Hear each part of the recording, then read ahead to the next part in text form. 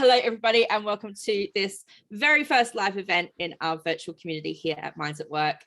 This space might be new, but Minds at Work as a charity is an older soul. We've been around for a few years, set up by Jeff McDonald and Georgie Mack to inspire and equip individuals to eradicate the stigma of mental illness and to create workplaces that are life enhancing. And that's part of the reason why we're here. My name is Lauren. I'm the community lead for Minds at Work. I'm joined in the room by my teammates, April and Sarah, who may pop up at some point. And of course, by the man of the hour, Adé Adéniji. There's April popping up. And I will introduce Adé better in a moment. We have, of course, all gathered for Beyond the Rainbow, navigating identity, pride and shame at work. And just a quick warning, if you missed it, this event is being recorded, but it's only going to be accessible to those in the community who couldn't make it today. So let's get to it. June is Pride Month, a celebration of the LGBTQIA+ community, but not everyone feels empowered to be the authentic selves at work. Challenges of intersectionality, stress, unlevel playing fields, or being an outsider in a world that rewards sameness can all be amplified when you're feeling othered. Today, we'll talk about how workplaces and especially managers can support people to bring their authentic selves to work without shame and without fear. And I'm excited to introduce you to Adé Adéniji. He's a coach, facilitator, and co-founder of The Quest Collective, a social enterprise that delivers personal development initiatives aimed at transforming the relationships gay, bi, and queer men have with themselves, others, and the worlds they inhabit. He's also a certified Daring Way and Dare to Lead facilitator, which are programs based on the work of Dr. Brené Brown and explore topics such as vulnerability, courage, shame, empathy, and worthiness. Adé's corporate experience spans the public, private, and not-for-profit sectors, and he has an academic background specializing in employment law. So there's really no better person to guide us today through this conversation. Welcome, Adé. Thank you very much. I'm feeling very nervous and excited all at once. So the way we're going to work today is I have a few questions to start us off, and then we'll move into a facilitated Q&A discussion. There's not quite enough of us in the room for those breakout sessions that we were talking about in the GUF when we were promoting this, but what we will do is make sure we cover those topics between us, so that if you do have some questions on those or some thoughts to share, you will still get to do so. If you have any questions as we're going along, something that Adé says sparks something for you, please do pop it in the chat box, and between the team we'll make sure that we get to those questions and thoughts and discussion points. But Adé, first question, very important one, very obvious but slightly broad one. What do we mean when we're talking about shame in this context? I think it's important to understand the definition of shame before we sort of start to delve into it. And one of the ways that it's often defined is that shame is about identity, it's about self, which is very different from, say, guilt, which is around behavior. So one of the definitions that Dr. Brené Brown uses is shame is the intensely painful feeling or experience of believing that we are flawed and therefore unworthy of love and belonging. So there is something inherently wrong with self, and thereby that person might feel not good enough, might feel unworthy. And another definition that she uses, which I really love, is shame is the fear of disconnection. Shame is the fear of disconnection. So as human beings, we're wired for connection. And say, for instance, I'm in dialogue with someone, and in that moment, I'm feeling, ooh, if they know this part of me, if they know this about me, that I'm gay, that I'm bi, that I'm lesbian, something is going to happen in that connection. So I would rather not show that part of me. So shame is really about this sense of feeling, not good enough, not worthy, something's wrong with self. Sure. And so how can that feeling of shame in that sense manifest in the workplace?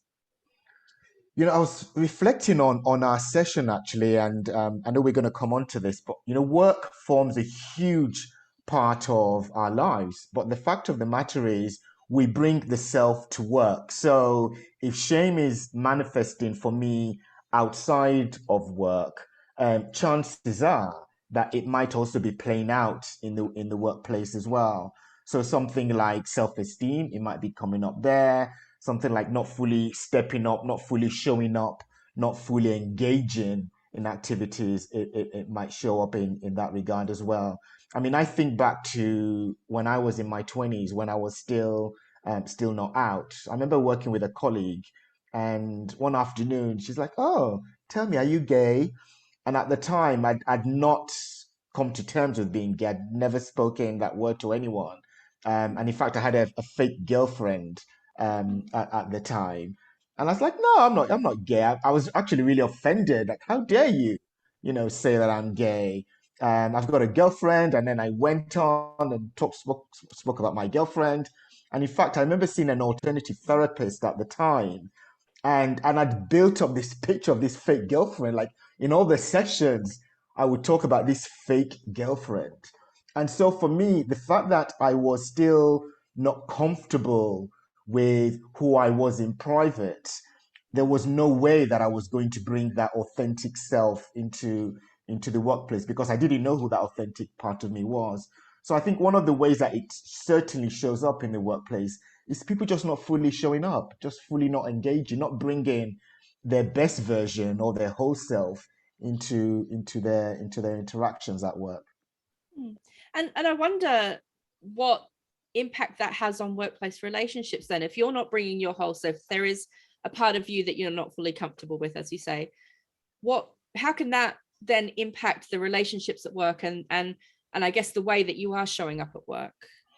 It's very interesting, actually. I'm not sure whether people on the call can relate to this, but certainly when I went into the world of work, and I still see this playing out now, it was all about the doing. It was all about, let's just get this thing done. It wasn't about the thoughts, it wasn't about the feelings. So for me, my early career was about being robotic. So I performed, but I wasn't really engaging with people, did not really sort of engage in social activities.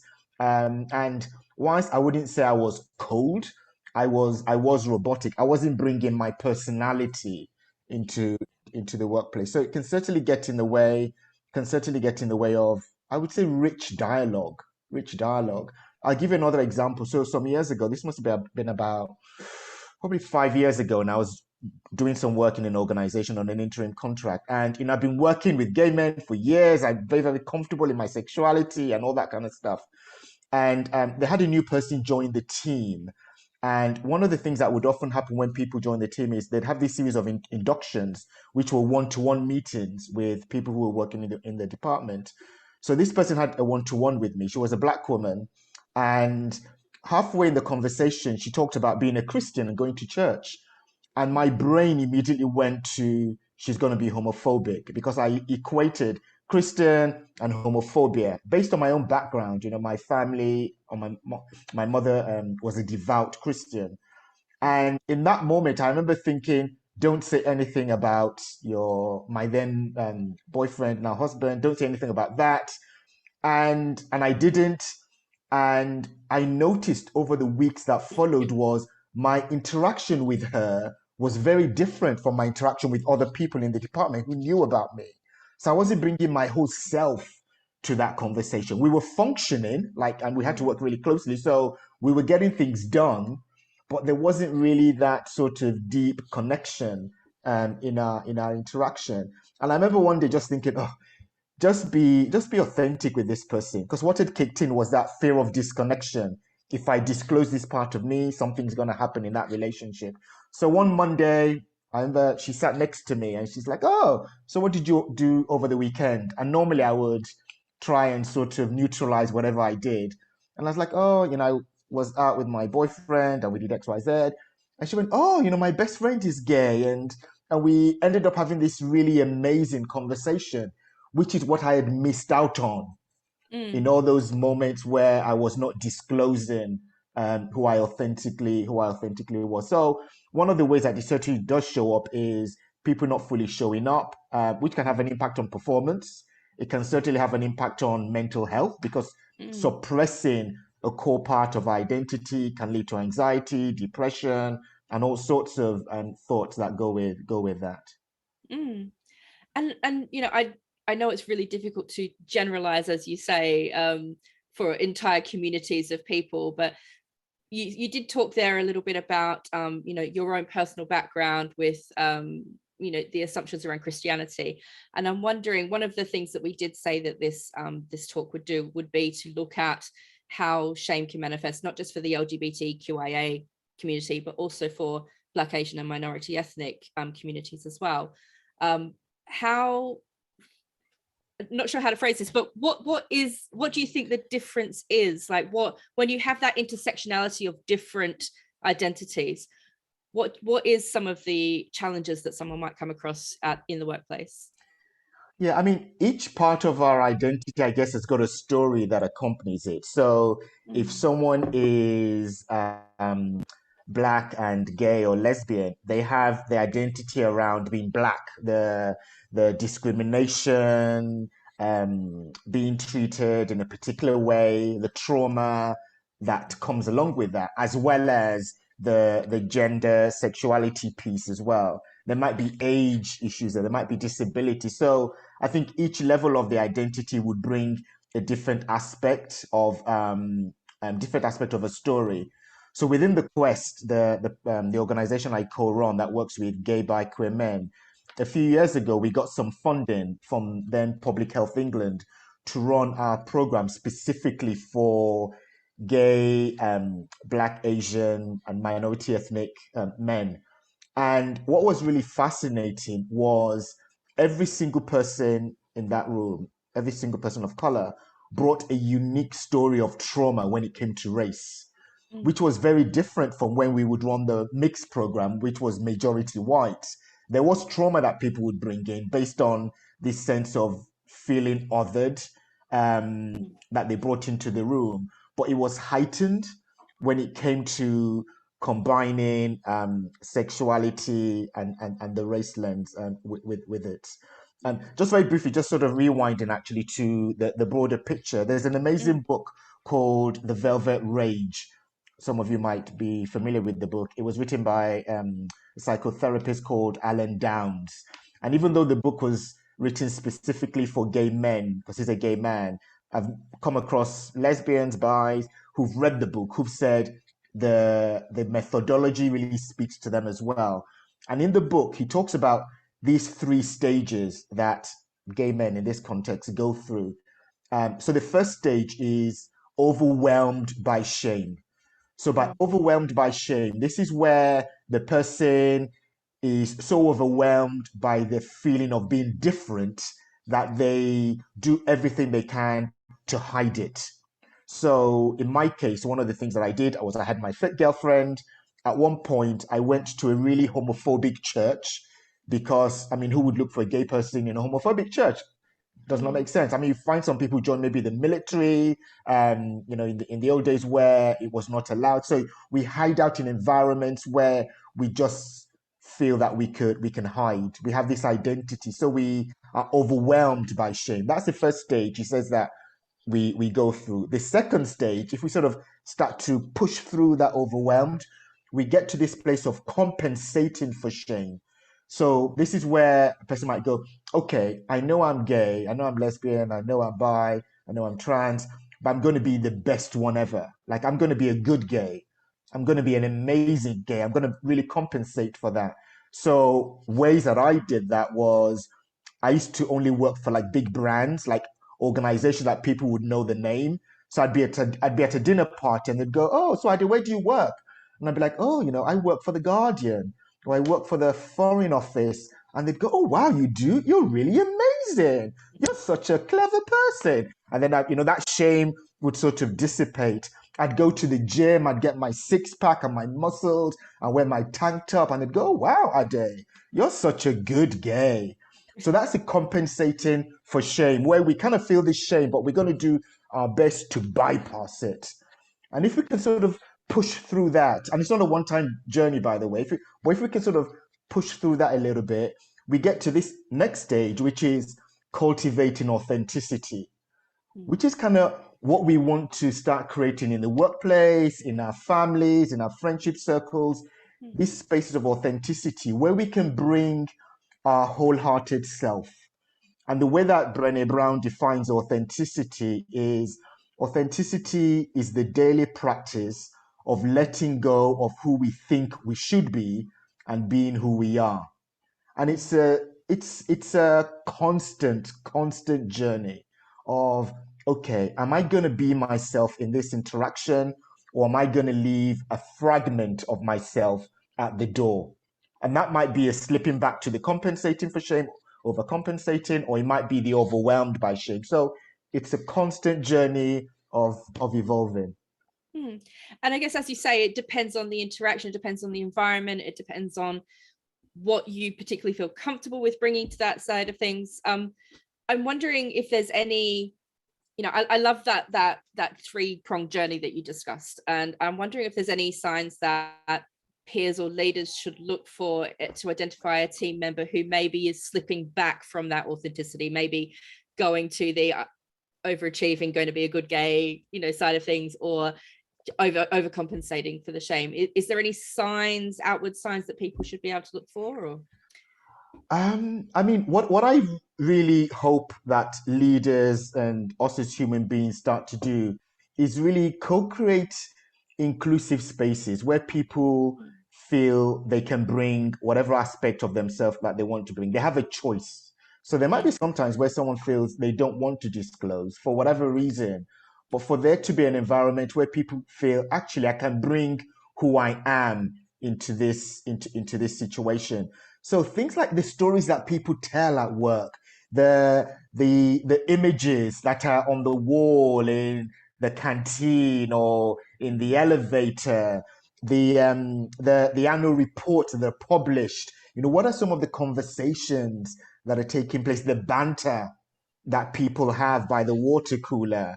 Like, how inclusive is that? One of the things that I often say is, who are the people who are maybe not showing up? Who are the people who are maybe not contributing their stories in meetings, for instance? If is there an only one? Like, is there an only one in that group? And if there's the only one, what are the group doing to make sure that feels that person feels included? We can't force people to disclose, but I really hope that we as human beings, we as leaders, start to co-create the the right sort of signals so that people can go, oh, actually, I know I can come out, I know I can disclose if I want to.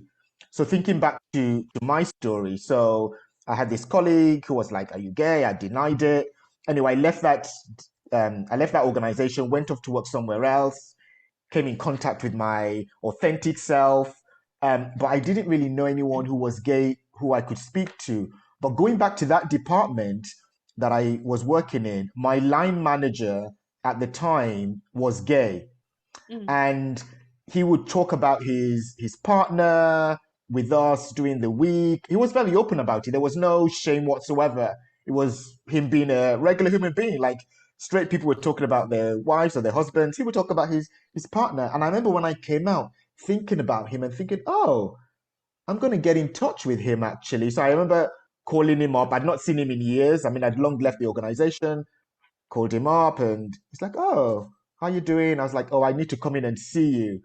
And he was like, "What do you want to talk about?" I'm like, "Oh, I'll tell you when I see you." I was so scared, even saying it. Like, I can still feel my heart beating faster. So we met up, and I said, "I've." I said, "I've just come out, and I'm thinking of coming out to my mum, and I don't know any other gay people, and I'm really scared, and I don't know what to do, and it'd just be great if I could, yeah, talk to you." And it was so wonderful. He talked about his own experience, and I met up with him shortly afterwards, and he got me all these books on navigating, coming out, and all of that. So he was a role model. So I guess within the workplace, that role models is also really important. I know with some organizations now, you have like board members or senior leaders who may be LGBTQIA who are talking about their own story, because people in the organization can then go, oh, that person is different from me, but at the same time, when it comes to my sexuality, is similar. And if they can do it, I can do it as well. So role modeling is certainly really, really important. And because that's something that people can learn from as well. And I know that's something that Minds at Work is very keen on doing, is people telling their stories across all different experiences, and particularly for the leaders, as you say, role modeling for their teams. I'm wondering if that's a good place for us to actually talk about one of the things that we were going to talk about in breakout groups around the navigating disclosure and the coming out. But perhaps if I just pause there for now and ask the people in the room, we've been talking for about 10, 15 minutes now. Are there any questions coming up that you would like to ask Adé, or any discussion points that that you would like to make sure we cover? Nothing's come into the chat yet, but perhaps raise your hand if you've got anything you want to add. I can see everybody staring blankly at me. Yeah, or reflections. Reflections are also welcome. There might be stories that you have that you also want to share. That's also welcome in this space as well. Adé, I really love your thoughts on labels. So I was having a coffee with someone who I hadn't met before the other day. We just connected through whatever social media, and we were having a great old chat. And she was we were talking about the context of mental health, and she said, "Oh, you know, I had a really tough time a few years back, and it was really difficult because part of my problem was I was splitting up with my girlfriend, and I didn't feel like I could tell my manager because I wasn't out at work, and I wasn't comfortable with that." And then, you know, a little bit later in the conversation, I sort of said something about, you know, the fact that she was a lesbian, and she said, "Oh, actually, no, I'm dating boys again now." And I thought, oh shit, you know, I made a big assumption there. And I also gave her a label, and she said, "I really don't want to be labeled," which I found really interesting. So, you know, I think, and some people, like I have another good friend who I was a chief operating officer, so was he. He was gay. I knew that for years. In private, he was out about it, but he was never an advocate. And when I asked him about that, he said, "Well, I don't want to be the chief gay." Right, so that's for him. That was his private life, and his business professional career was in his mind something separate. He didn't want to have the gay label associated with his professional label for whatever reasons. Yeah, so obviously different people have different perspectives, but I just really appreciate your thoughts on labeling. Yeah, thank you. That's such a it's great points actually. Um, I mean, what I always come back to is each person ultimately has to walk their own journey. And so we use the labels that that person wants to use, rather than sort of making assumptions. And it might be sometime in the future they might decide to use another label, which is also okay. But I know for myself, the times where I have been labeled can feel very jarring. So when that colleague said to me, "Are you gay?" I remember just going into shame. Like I knew that I was without a doubt, but there was just something about this person saying it to me that felt, I mean, shame. And when I think of shame, I feel exposure, like the spotlight is on me, and it felt too much. It felt too big, and sometimes that can happen. And I think one of my fears, when I think back to the time when I was not out, was I was very much afraid that people would only see that part of me, that would be the talking point. They would not see all the other parts of my identity.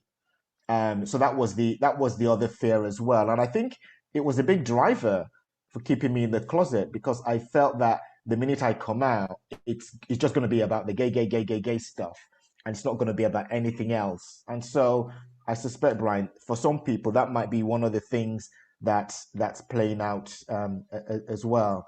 I think back to a situation many years ago. This was shortly after I came out. I bumped into a family member, and we started talking, and he was telling me about this friend of his who had just come out, and how accepting he was of this friend, and how open-minded he was. And I knew he was trying to get me to come out to him. Like he was saying, I mean, he was being amazing. He was being like someone who had read the book on how to be a really good ally. And I remember thinking, I'm not going to give you the satisfaction. I'm not. Like, I was like so determined. And he went on and on and on. And we got to the place where we were partying. I was like, "Oh, have a good day. See you. Bye." Anyway, roll forward like 3, 4 years later. Um, I was speaking to his wife, and I talked about my husband. And she was like, "Oh, you're gay." And I was like, "Oh, don't give me that. I know that you know I'm gay." But I saw her husband, and we talked about that day. And he said, "You know what?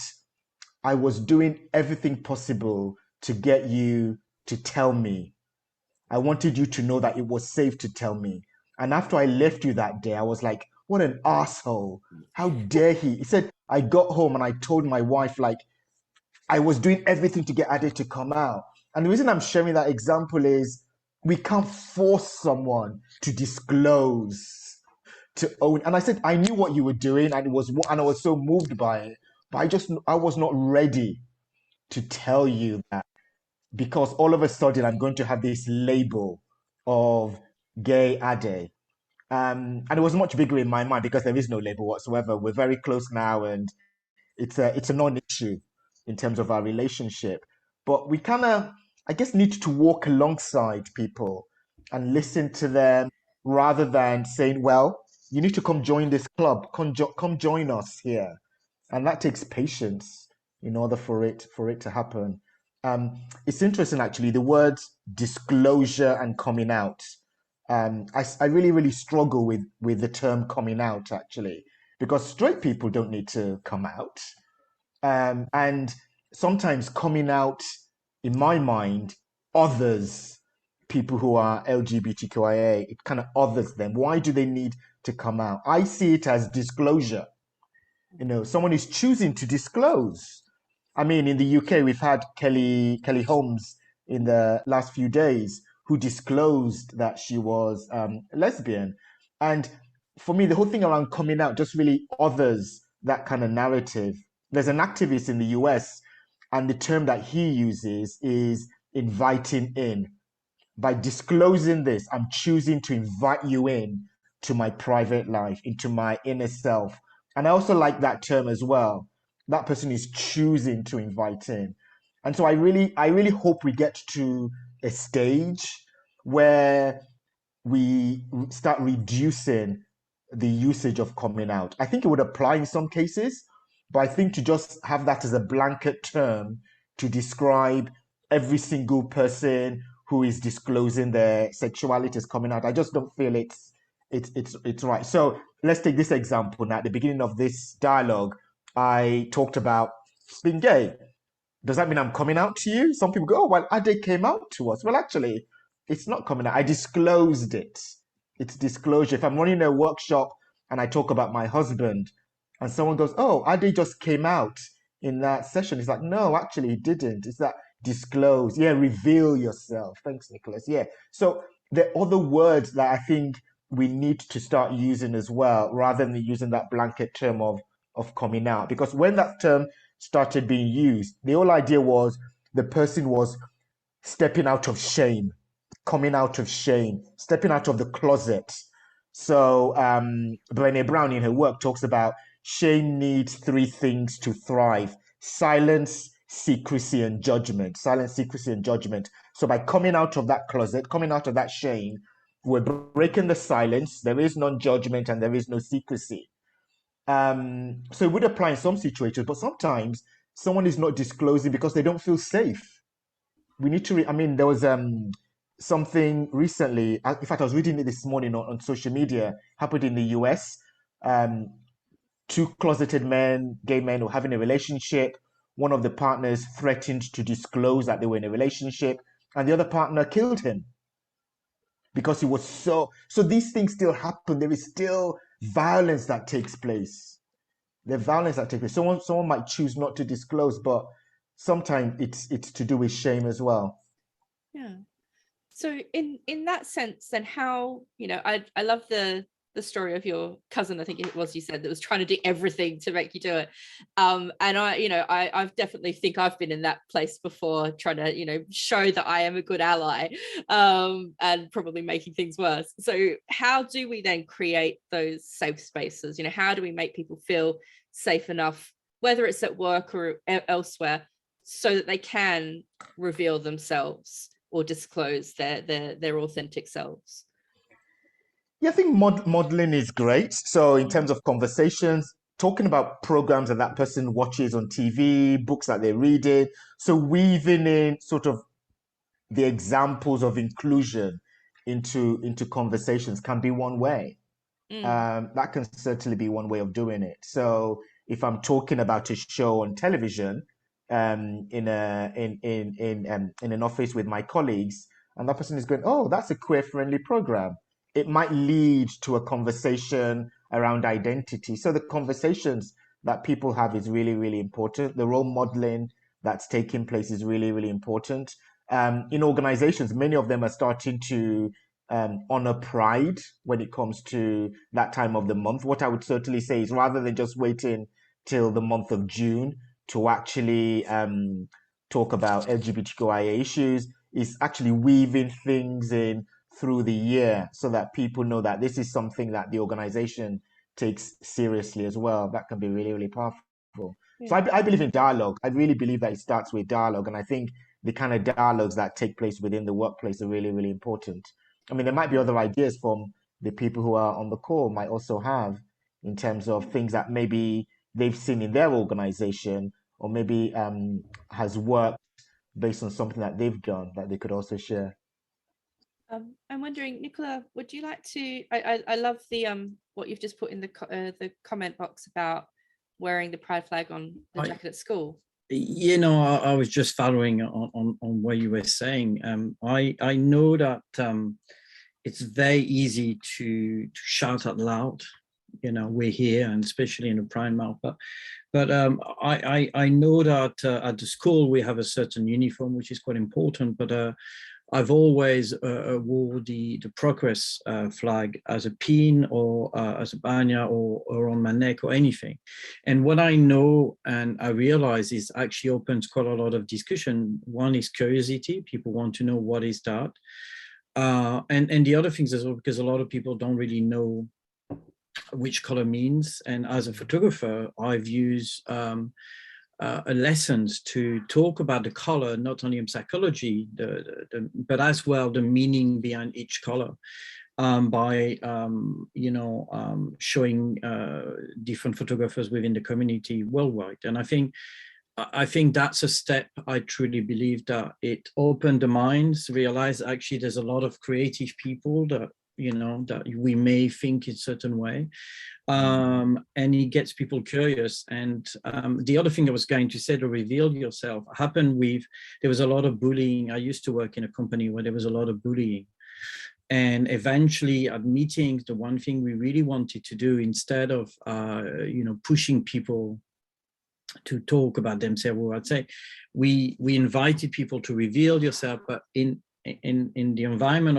as safe as possible. You say what you want, and pronoun, and we would always say, how would you like to be referred? So there was never a question of, are you gay, bi, trans, whatever it is. It was almost like we giving you the opportunity to come the way you want to come across.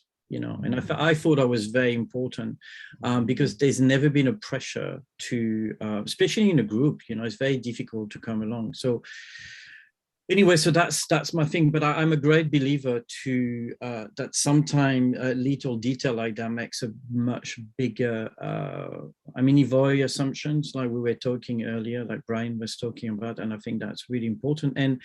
And talking about pronoun, the one thing I had from listening to other people is, especially when you approach the non-binary spectrum, it can be confusing to a lot of people, especially when a member of a family or a very close friend decides to change the way they pronounce themselves. So I just think I'm always welcome people to come forward, and I think we should just be visible, or make the space as visible as possible for people to then come forward, rather than force them coming forward. Sorry, I don't know if I answered the question, but I truly believe in those. And I will stop talking because I can't talk forever. So that, I mean, I love everything that you've just shared, actually. The whole notion of revealing themselves, and people making that choice as to whether they wish to reveal or not.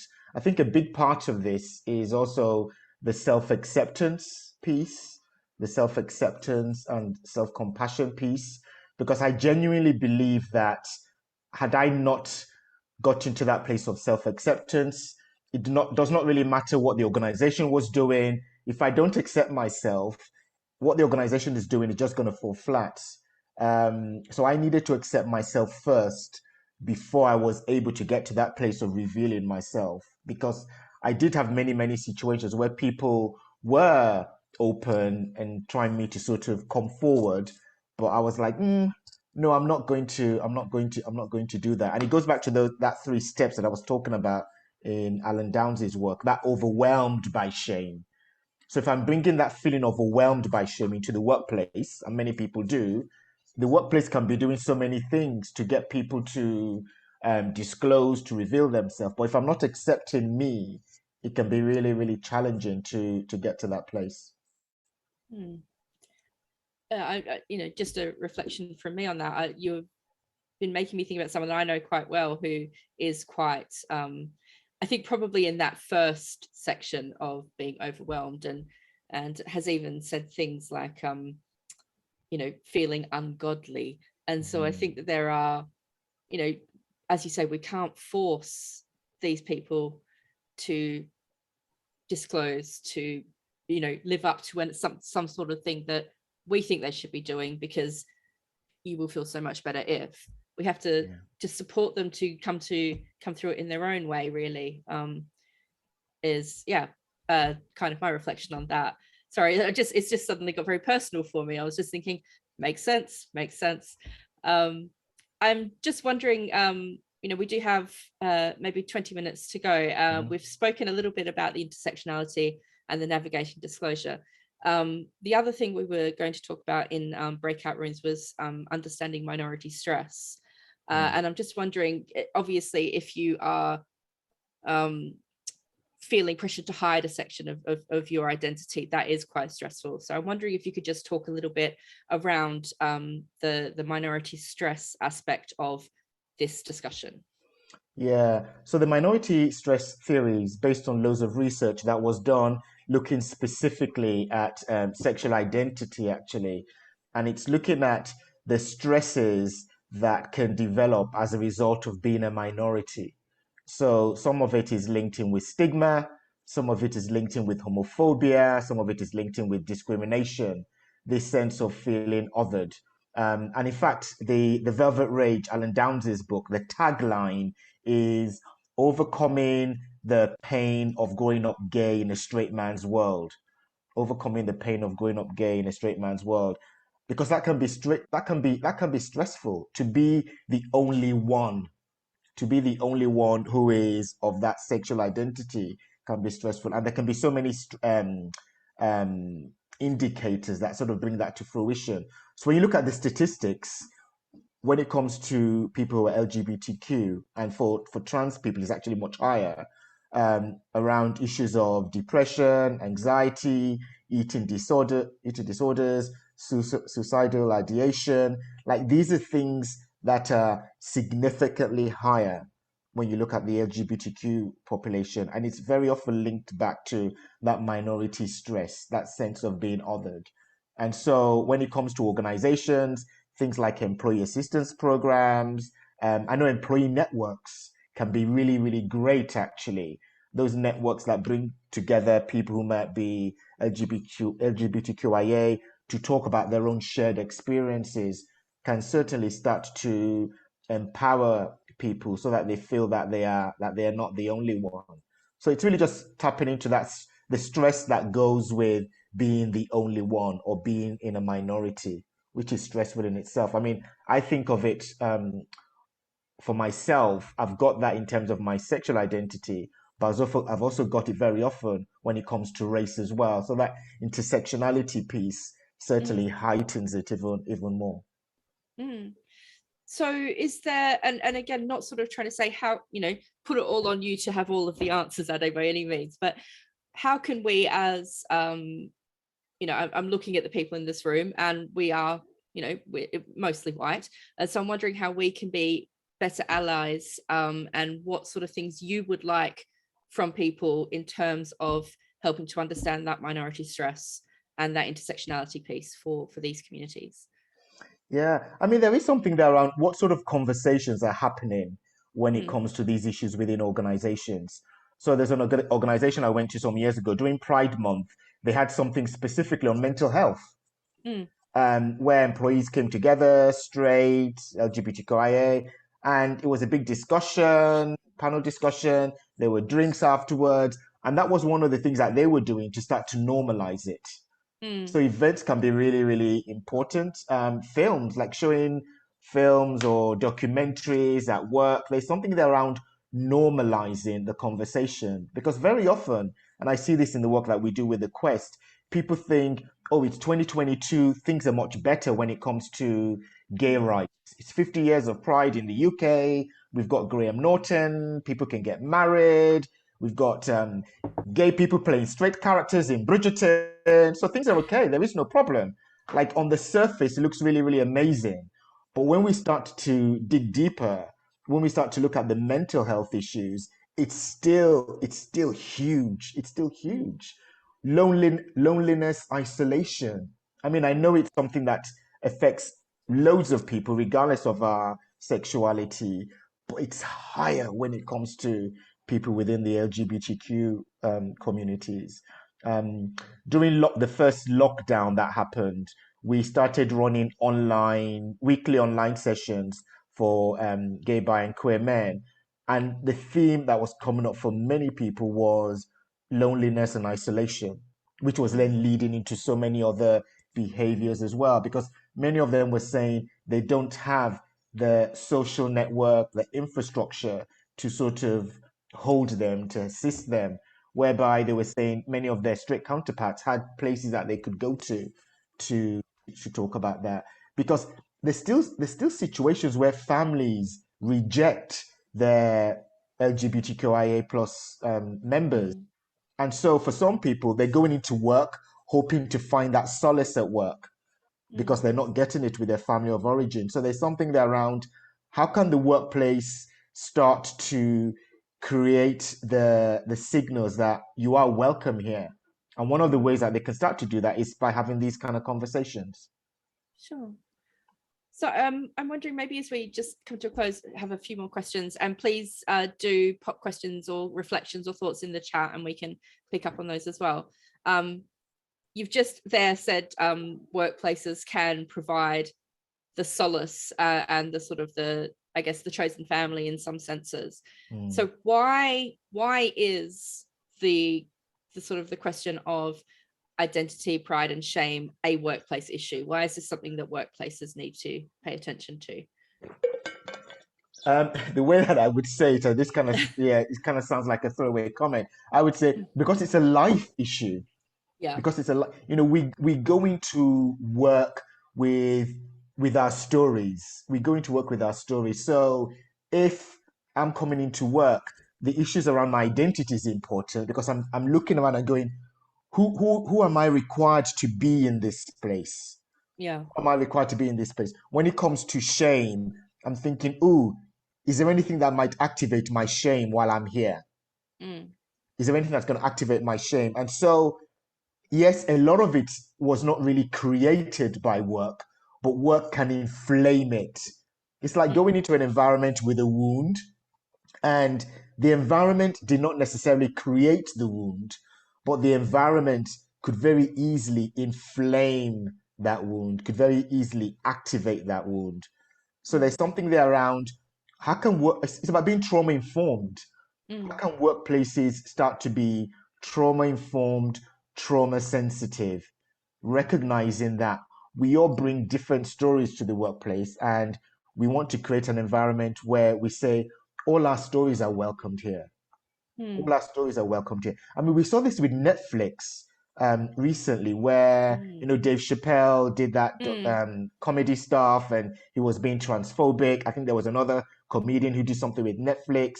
There was something with Google as well. And the employees who are trans, who are LGBTQIA, the allies are saying, well, actually, this is not right. This is not right. So again, organizations need to be thinking about what they're doing and the clients they're engaging with. I mean, Nicholas just typed into chat that the Buzz Lightyear scene with the two women, and they're looking to cut that scene. And I think I'm not sure whether they're resisting cutting it, but I know there was another film as well in the last few months where again that was coming up around. Oh, it was Eternals. In the movie Eternals, they had two gay men, and I think in Saudi they wanted that scene cut. Now, if I'm an employee working for Disney or Pixar, and I hear that maybe they cut that scene, I'm thinking, oh, actually, am I okay to be me here? Now, the organization is probably looking at it from a corporate perspective, profits and all that kind of stuff. But if I'm an employee, I'm probably thinking, well, actually, I don't feel seen here. I don't feel safe here. So again, when it comes to organizations, there's something there around the clients that are being engaged with, the ways of working that are also happening. I think those are the sort of things that organizations also need to start taking into consideration. I used to work for an organization some years back, and they used to advertise roles in, I think it was a Daily Mail and in another publication. And at the time, there was a lot of homophobia in those publications. And employees were like, no, the organization, if you're committed to being an ally when it comes to these issues, you need to stop advertising roles in these newspapers because these newspapers do not reflect what you are talking about. So those are, again, some of the things that organizations need to be thinking about. It's not just about the dialogues with the employees, it's about how the organization is doing business as well. Yeah, and I think that's a really, really important point, because quite often you'll see the organizations, they'll change their icons rainbow for Pride Month, or they'll sort of make token branding efforts, but actually when you look at Disney being a really good example of that, so much goes on in terms of the operational aspects, and Netflix, that was such a big story last year, wasn't it? And absolutely, thank you for sort of sharing those examples. I'm wondering, just as a final question before we throw back to reflections from the attendees here, what does it actually look like, and what impact can it have on a workplace to have a team that can all contribute without shame and without fear, by being completely authentically themselves? The first thing I would say is, shame is part of being human. The best we can do is to cultivate shame resilience. Like, shame is always there. So it's about cultivating shame resilience. But the way it would look is you'd have more engaged people, you'd have happy people, you'd have increased productivity, increased retention. Like, it's a win-win situation. I think back to many organizations that I've worked in that have been so inclusive. Like, I just want to go back there and engage with the people there. Like, I talk about those organizations all the time. These organizations get to have all these advocates who go out there to spread the wonderful messages that these organizations are doing. So it's certainly a win-win situation. But the thing is, we can't bypass the discomfort of all of this. To have a conversation around mental health and shame can be really, really hard and uncomfortable. So many organizations want to talk about pride. Let's talk about pride and let's put all the wonderful icons out there, but no one wants to talk about what's beyond that, what's beneath the surface of that. And I definitely believe that in order to talk about pride wholeheartedly, we also need to talk about the things that get in the way of pride. We need to talk about both. So yes, we've come a long way when it comes to LGBTQIA rights in the West, but everyone is still not free. And I think when it comes to these issues, my belief is we're not free until all of us are free. So if there's a part of the world where gay people, bi people, trans people are being killed or terrorized, then it affects people in other countries as well. So I think that's certainly something to bear in mind. My heritage is Nigeria, and I was just in Nigeria last week, and I recognized whilst I was out there, just feeling this sense of, can I reveal myself here?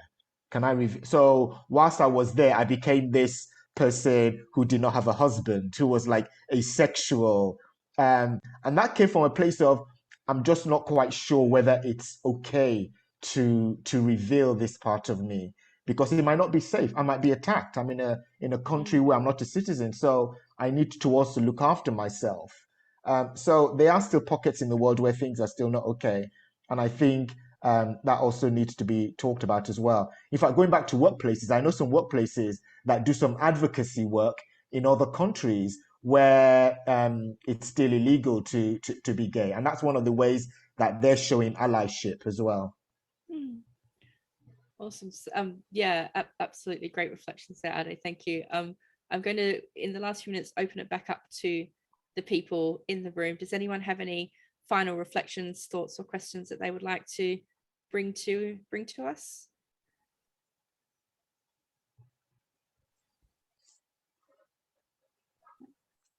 Awesome. Okay, well. Oh, April, yeah, you're on mute, April. Me. All right, go ahead. Hello. I Hello. just want to say thank you to Adé, because we could not have had a better, more vulnerable, better storyteller to start our events off. And I'm so happy about that. And I'm sure that I'm not the only person in this room that wishes that there were 100 more people in this room. So I would urge everyone in here who took value away to go tell 5 people they know that should have been here to join our network so that they can be at the next event. It'll be hard to top this, but we're going to do our best to keep the events on par with this standard. So thank you so much, Adé. Oh, you're very welcome. Thank you. I know, Brian, were you going to say something? No, just a very quick final question, Adé. So the concept of LGBTQIA blindness came up in a conversation I had the other day. So I think in the US, like color blindness, Martin Luther talked about that, and then it's kind of the conversation moved on a little bit. And I was talking to this friend the other day, and we were talking about LGBTQI somehow or other. And she said, well, like, why should that matter? Why does that matter? It's just not important. It doesn't matter to me. Like, what, they're entitled to their preference, whatever. It's not a big deal. And that just, I felt quite upset by that, because that seemed to me to be really denying what is almost certainly a really important part. I mean, it's, as you said, it's only one part of your identity, but it's probably quite an important part. And to me, it just felt like almost a denial of that. But I'd really appreciate your thoughts on that. Yeah, I don't think we've gotten to that place where we can talk about the blindness of it, the ignoring of it yet. It's like the post-racial, like when Barack Obama was elected in, people are like, well, we don't need to sort of look at race anymore. But the thing is, there are still loads of issues that get in the way when it comes to stigma, when it comes to discrimination, when it comes to homophobia. So I don't think we're at that stage yet where we can say it's not, it's insignificant, it's irrelevant. I think we do need to talk about it because there is still I mean, there's a tribunal case that was last year where a gay employee was just at the receiving end of so much banter from his line manager, and he actually won his tribunal case. I mean, the stuff that the line manager was saying to him, I can't even repeat. And this is just last year. So these sort of things still do happen. And so my invitation is, when we do hear people say that, is to challenge them, to say, the stats when it comes to depression, anxiety, suicidal ideation, eating disorders, it's higher for people who are LGBTQIA plus. They need to, if they go onto Stonewall's website, they'll see the statistics there. There's a lot of research that's being done that shows that this is still an issue. We've not got into. I'm hoping at some point we will get to an issue where it's like, well, we're simply human beings. We're simply human beings, but we still at that stage where those identity markers, people still feel discriminated against as a result of it. Yeah. So one thing I did want to say, actually, I know we've got a small group here, but in the introduction, Lauren mentioned that I'm certified in the work of Dr. Brené Brown, who I've mentioned, and I run programs based on her work. And later on this year, we're going to be running one of our flagship programs called Daring Greatly, and we're going to be running it specifically for people who are LGBTQIA+. We got some funding from the National Lottery, so we're going to be running that. I've just put the link in chat, so if you do know people who are LGBTQIA+ who would like to attend the program, do send them that link. And the Daring Greatly program is really about showing up, being seen, and living brave. So it really ties in with everything that we've been talking about today. How can we sort of come into our own true self And how can we start to reveal that in those moments that we feel we need to reveal it? And how can we start to navigate shame resilience? So please do have a look at that and send it to people that you might know. Great stuff. Thank you so much, Adé. And on that note, as we have 1 minute to 2 p.m. here in the UK, could I ask everybody to unmute and please thank Adé Adéniji for his amazing, as April said, amazing vulnerability and honesty today. It's been so fascinating and so useful. Thank you. Thank you, everyone. Thank you for being here. Thank you. Fantastic. Thank you, everyone. Go well.